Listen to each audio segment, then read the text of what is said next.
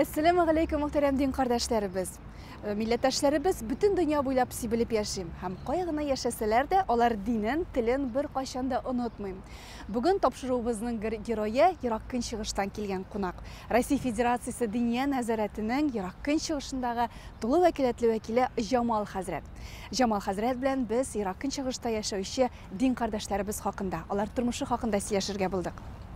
Jamal Hazret, mine siz 8 yıl boyunca әлеге төбәктә яшәп эшлисез. Менә бүгенге көндә анда яшәүче дин кардәшләребез, анда яшәүче татарлар ничегрәк яши, ниндирәк тормыш алып бара?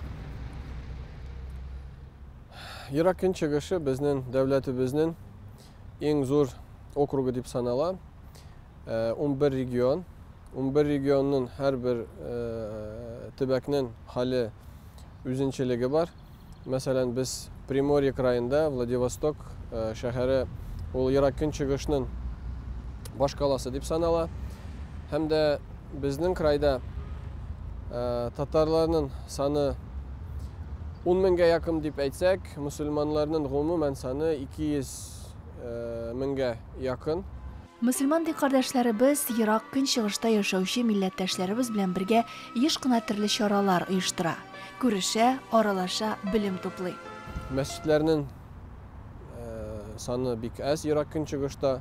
Ул зур территорияга карап, андагы ярты миллионга яшәгән мөселманларның санына карап, мәчетләр җитми. Һәм дә күбесенчә җомгаларга килүче кешеләр алар булган мәчетләр яки гыйбадәт йортларыннан тыш урамда, кышында, яңгырында да, җәендә шул урамда җомгаларны укырга туры килә аларга. Шуның өчен бәйрәмләргә безнең күпме халык җыелды. Край буларак 25 мең мөселман бәйрәм намазларына катнашты дип без әйтә алабыз, аны хисаплаган идек. Җомгаларга да һәрбер мәхәлләгә 1000 кешедән ким килми. Әмма иң төп проблема сезнең төбәктә нәрсә дип әйтер идегез? Шул мәчетләр санының аз булуымы? Әлбәттә, ул бит бинага гына бәйле түгел. Без аның төбендә, түбәнендә айырып тормыйбыз инде. Проблемалар бар, булачак кешенең тормышында ул проблемалар булмаса, тормышта күркәм булмый. Без аның айырмыйк төп проблемаларын дип, ләкин мөселманлар өчен әлеге вакытта карасак, мәсәлән, халал ризык ягыннан проблема юк. Аллага шөкер, шул соңгы 5 елда Ирак'ın чыгышта вазгыять яхшы якка үзгәрде. Күп халал ризыкны ашатучы кафелар да, рестораннар да ачыла бара. Шуның өчен халал ризык ягыннан, мәсәлән, безнең проблемаларыбыз юк. Милләт буларак җыелырга авыр. Бер чараны үткәрергә һәрбер кешенең үз эше бар, вазифасы бар, гаиләләре бар. Һәм дә шул иҗтимагый яктан безнең проблемаларыбыз бар. Ничек безгә җыелышырга? Тарихи ватаннарыннан ерак яшәсәләр дә, телләрен, диннәрен онытмыйлар. Җомга намазларында, гаетләрдә очрашалар. Туган якларында онытмыйлар. Еш булса да кайтып, биредә яшәүче дин кардәшләребез белән аралашып, очрашып торалар. Дин ара мөнәсәбәтләрнең нигезе һәм үрнәге булып тора. Бездә ул регионларда хөкүмәт кешеләренә шуны аңлатма килибез, аңлатабыз да, сөйлибез дә, конференцияларда да, форумларда да күрсәтергә телибез. Безнең Татарстанда ничек кешеләр яши? Безнең бит айырма юк дәүләт күләмендә. Татарстанмы булсын, Сахалинмы булсын, Приморьемы булсын, без бит бер Россия. Һәм дә бер регионның күркәм хәлен башка регионларда яшәү ул кешеләрнең хакы. Без дә шуны күрсәтәбез. Карагыз, Татарстанда ничек дин ара, милләт ара нинди мөнәсәбәтләр, нинди нәтиҗәләр безнең гасыр тарихыбыз бар. Һәм дә шул күркәм хәлне без башка регионларга да таратма килибез, күчермә килибез. Аннан да безнең шул гайрәтебез дә шунарда, чөнки сорау бирелсәк, ник татарлар гына түгел, мәсәлән, урыс халкы да Татарстанны ярата, Казанны ярата, ник алар монда килеп яшәмәк илиләр? Бу сорауга җавап бирергә, чөнки монда бер күркәмлек бар, тынычлык бар, гаделлек бар монда. Һәм дә бу матурлыкны башка регионларга күчерү дә безнең вазифабыз. Без шул күпер кебек булабыз инде. Монда килеп, карап, тәҗрибә алып, рухланып, ничек шундый хәлне тагын да башка шәһәрләргә күчереп, анда да безнең каткыбыз милләт ара, дин ара мөнәсәбәтләрне көчләндерергә, шул безнең каткыбыз булса, ул да зур милләтебез өчен дә, дәүләтебез өчен дә, ватаныбыз өчен дә зур хезмәт булыр иде дип уйлыйбыз. Әлмәт районының Тойсуган авылы. Әлеге авылда элегрәк зур мәдрәсә урнашкан булган. Әлеге данлыклы мәдрәсәне бик күп милләттәшләребез тәмамлаган. Шундыйларның берсе Мөхәммәд Таһир хәзрәт Байтукалов. Аның хакында, аның милләтебезгә керткән өлеше турында чираттагы кунагыбыз сөйләр. Әлмәт районының Тойсуган авылы. Авылның тарихы дәрьяга тиң. Анда кемнәр генә яшәмәгән, кемнәр генә тарихта из калдырмаган.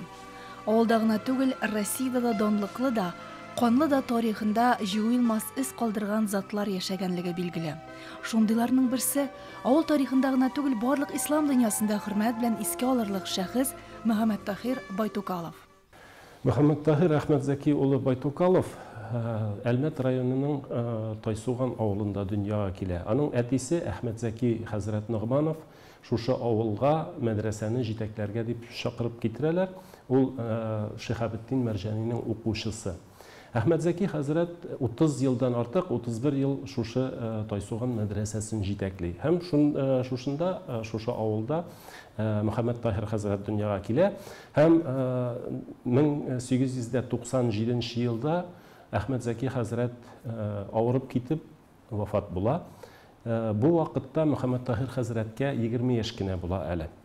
Һәм менә аңа бик зур вазифа йөкләнә. Ул шушы Тойсуган мәдрәсәсен инде зур тарихлы, мәртәбәле уку йортын җитәкләргә менә шул вазифа йөкләнә.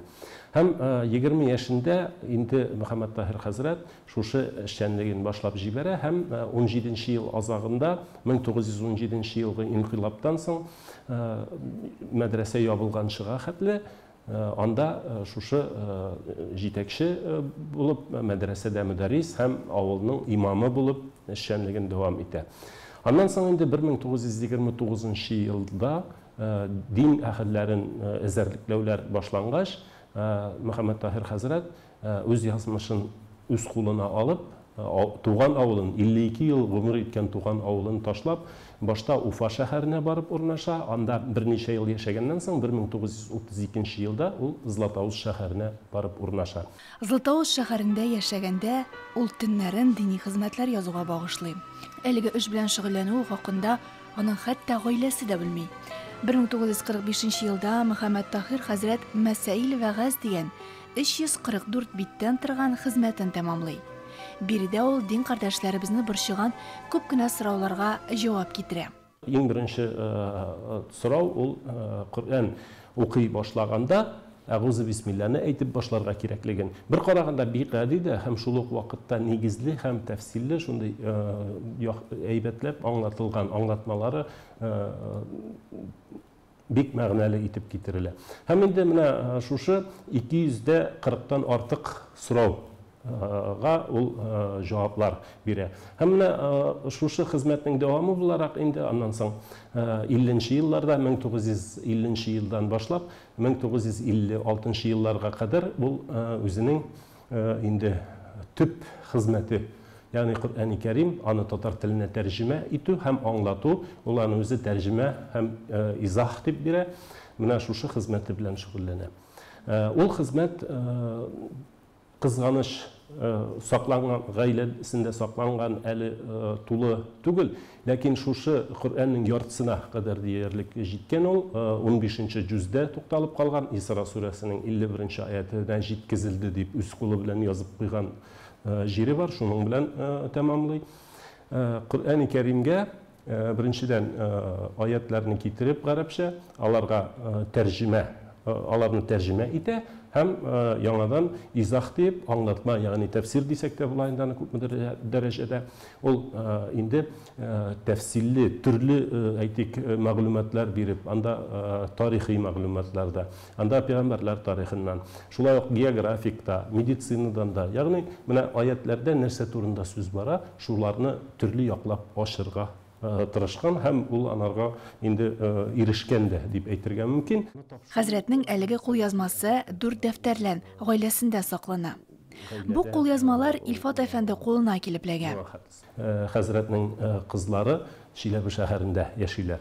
Һәм шунда барып, аннан соң Златоуст шәһәрендә дә булдык. Шунда барып, хезмәтләрнең электрон күчермәләрен алып кайттык. Һәм шундан соң инде шунлап кай вакытта теге әкренләп, кай вакытта тиз-тиз дип, ягъни теге күңел биреп, шушы хезмәтне эшләргә алындым һәм нәтиҗәдә 2021 ел башында инде хезмәтләр компьютерга күчерелеп, басмага әзер дип әйтергә мөмкин, әзерләнеп бетте.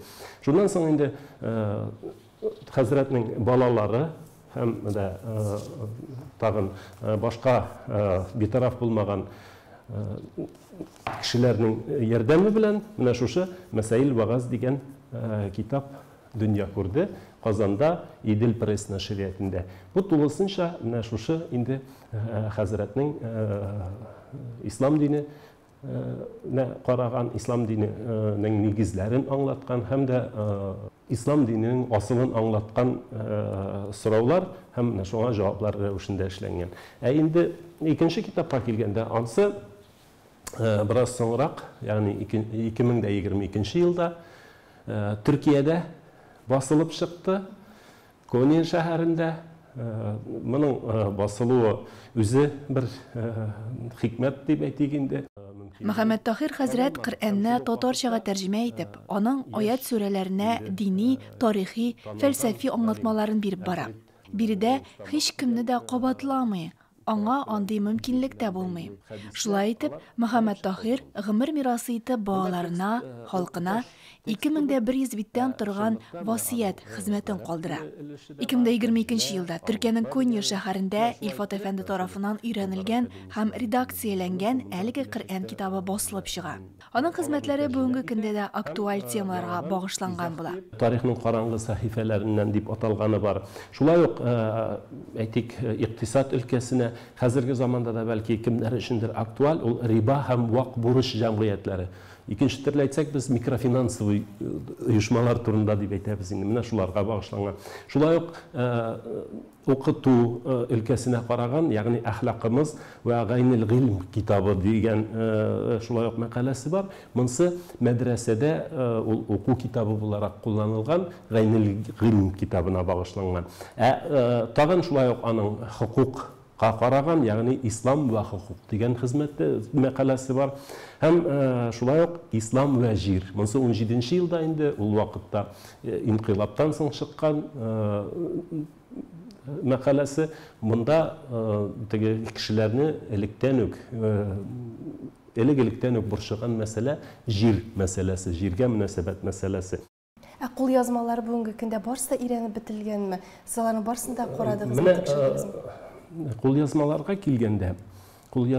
килгәндә, алар әйткәнемчә 4 том, 4 шушы өчесе Коръән-и Кәрим һәм берсе Мәсаил Вагаз, алар минем кулыма килеп кергәннәре хәзергә шулар гына.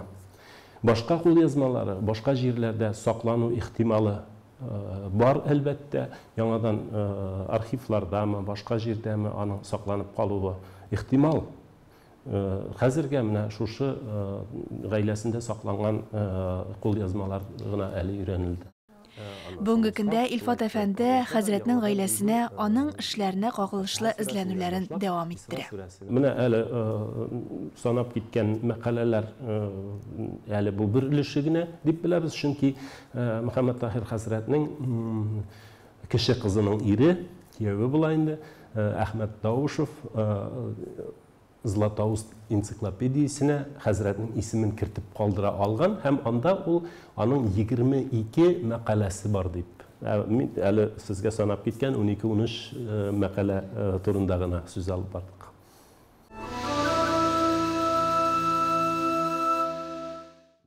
Euzubillahimineşşeytanirracim.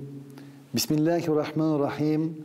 Elhamdülillahi Rabbil alemin. Vessalatu vesselamu ala Resulina Muhammedin ve ala alihi ve sahbihi ecmaîn. Jil bilen köklerini yaratıp, şularda bulgan barcha mahlukatni bizga taqdim etgan Alloh Teala'ga hamd senelerimiz, her maqtalarımız bulsa iyiydi.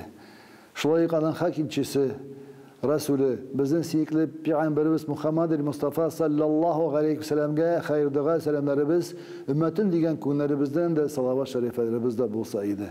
Muhterem aziz kardeşlerim, sizin İslam'da Allah selamına selamlayayım. Esselamu aleyküm ve rahmetullahi teala ve berekatuhu deyip, bugün bayramlar turunda biraz kıskağına bağızımını siyasim kileydi sizge. Bayramlar cemaat bizden İslam'da yine o bayramlar bu ikisi, bu Gayetül Fitr hem Gayetül Adha. Ramazan gayeti bilen Kurban gayeti. Ama lakin onların arasında her adına cuma günleri de var. Bu bayramlarını nişik ötkələyəsi degen son büyük küp sıravlar da kile bizge, büyük küp sırılar da Ramazan ayına ötüp gitti, büyük küp sıravlar buldu. Nişergensin bizge, nişik bayramlarını ötkələyəsin. Kur'an okuyarga mı, dua kılırga mı, tasbihta tururga mı, aşarga pişirga mı deyip.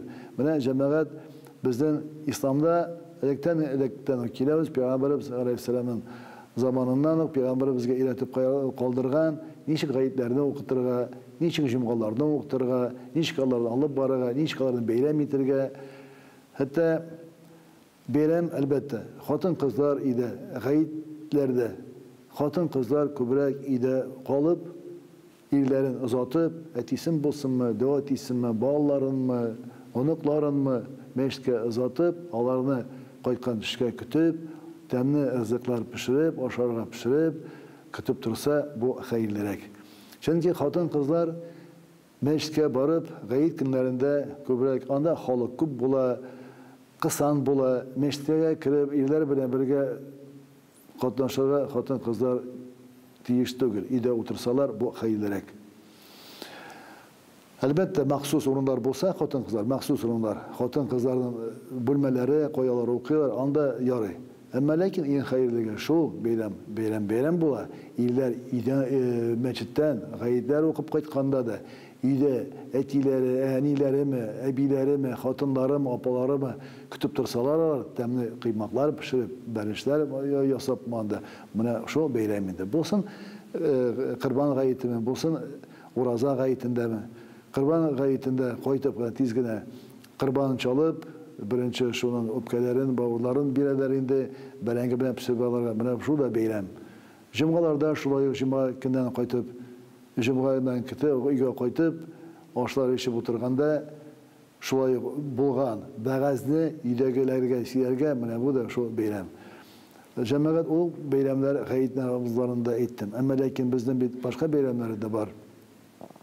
Kadir keçeleri mesela, Mevlüt beylemleri, Allah'ın da inşik. Cemaat elbette Allah Teala zikir tasbihler etip, Kur'anlar okup, Allah Teala'nın sözünü okup, zikir eytip, şolayıp bizden arvahlarına da dua kılıp, onları cennette bulsa deyip, bizden razı bulsalar deyip, onlardan günahların bitirevilerini sorap, İsa'nın çaklarında bende çirklen kılan hataları bulsa deyip, Allah Teala yarlıqa deyip, şu duaları kılığı beylemlerde, şolayıp, Ya Rabbim Allah özümüzge de bir sene sıhhat, bağlarımızga tevfik, hidayet, bağlarımızga biliriz faydalı ilimler deyip Allah'dan ansırap ötkerige mi beylemlerde. Allah Teala etken bit. Mesela eytik bir Kadir Gecesinde ne? Kadir Gecesinden kitire bit. Kur'an-ı Kerim'inde de Allah subhanahu eyte Euzubillahimineşşeytanirracim. Bismillahirrahmanirrahim. İnna enzelnahu fi leyletil kadr deyip. Bu biz onu indirdik. Allah Teala eyte. Biz onu indirdik Kadir Gecesinde deyip. Ve ma edrake ma leyletul kadr. Nasıl anlatıyor sizce leyletul kadr? Leyletul kadr hayrun min elfi şahr deyip. Kadir Gecesi 1000 aydan da hayırlarek. 1000 aydan da hayırlarek. Bu Kadir Gecesini ötkergende, zayağına ötkerge tügül. Әйе, әлбәттә, аңны без эштән кайтасын икән, арып кайттын икән, ял итәсе килә, йоклыйсы килә. Әмма ләкин бу төнне заягына үткәрмәгез. Мөмкин кадәр дуа кылып, Аллаһ Тәгаләдән сорап, Аллаһ Тәгалә әйтер икән, бу фәрештәләрен җибәреп, күктән сорар икән. Нәрсә сорый минем бәндәм? Бирегез анарга диеп. Таң атуга кадәр, хәтта матлағул фаҗр дигән, хәтта таң атуга кадәр фәрештәләр торалар икән, амин диеп торалар икән, бәндә сорарга тиеш Аллаһ Тәгаләдән нәрсә кирәк? Нәрсә борчы? Әлбәттә, тормышы хәерле булсын. Аллаһ Тәгаләгә иманы китергән булсын, тәүбә истигъфар кылсын, гөнаһларын ярлыклары өчен сорасын. Шулай тормышлары яхшы булсын. Балаларына, хатынына, әтисенә, әнисенә аларга, вафат булган туганнарына да Аллаһ Тәгалә дуа булып барсын. Пәйгамбәребез дә әйткән, сездән иң хәерлесе шул, кем үзеннән соң дуачы балалар калдыра дип. Вафат булган туганнарыгызга дуа кылыгыз. Бәйрәмгә генә әйтеп, бәйрәм ашау ишелән генә түгел, әмма гыйбадат кылып, Аллаһ Тәгаләгә рәхмәт, хәмд сәнәләр әйтеп, Аллаһ Тәгаләгә олылап, зикрләрен әйтеп, Коръәнне укып, Пәйгамбәребезгә салават шәрифләрен әйтеп, менә шул бәйрәмнәр үткәреп бу матурак, хәерлерәк булса иде. Әлбәттә, безнең татарларыбызда гореф-гадәтләребез бар. Сабан туйлар булсынмы, анда башка бәйрәмнәр булсынмы, 8 март бәйрәмнәрендә үткәрәләр, әниләр бәйрәмендә диеп, аларны да үткәрәләр җәмәгать. Ул да бәйрәм. Ул да бер мөмкинчелек бирә сезгә Аллаһ Тәгаләне зикр итәргә. Әти-әниләрегезне, әниләр көне булса, әниләргә хөрмәт, әнигә һәр көндә хөрмәт булырга тиешне. Әмма ләкин тагын сезгә бер мөмкинчелек бар, барып әнигәме, аның менә күрешепме, булмаса юкса телефоннан башка шәһәрдә торасызмы, телефоннан әйтеп тә, әнием, сине тәбрикем, әнием, мин сине яратам, Аллаһ ризалыгы өчен рәхмәт сиңа дип, хәмд сәнә Аллаһка да әйтеп, бәйрәмнәр. Әлбәттә, без барыбыз да кечкенә вакытында исебездә әнинең ризыкларын ашавыз, аның пәрәмәчләрен, аның ишпимакларын, аның бәлешләрен. Менә һәр вакытта үзегезне онытмагыз, әнигез сезне кечкенә булганда караган, сез олыгайышта әниләрегезне, әтиләрегезне онытмагыз. Бәйрәмнәр мүбәрәк булсын. Бәйрәмнәрне җәмәгать үткәрер өчен үзеңә дә бер нәрсә кылырга кирәк. Рамазан аенда уразаны тот, ифтарларга җир, таравихларга җир, аннарысын Рамазан тамамлагач бәйрәм ит.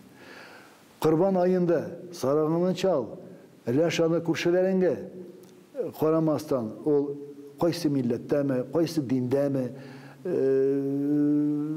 дини кешеме, динсез кешеме күршеләрегенең Аллаһ хакы. Шуңа күршеләрегезгә дә мөмкин кадәр корбан чалсагыз, аларга да өләшегез. Яннарысын туганнарыбыздан җыеп бәйрәм итегез.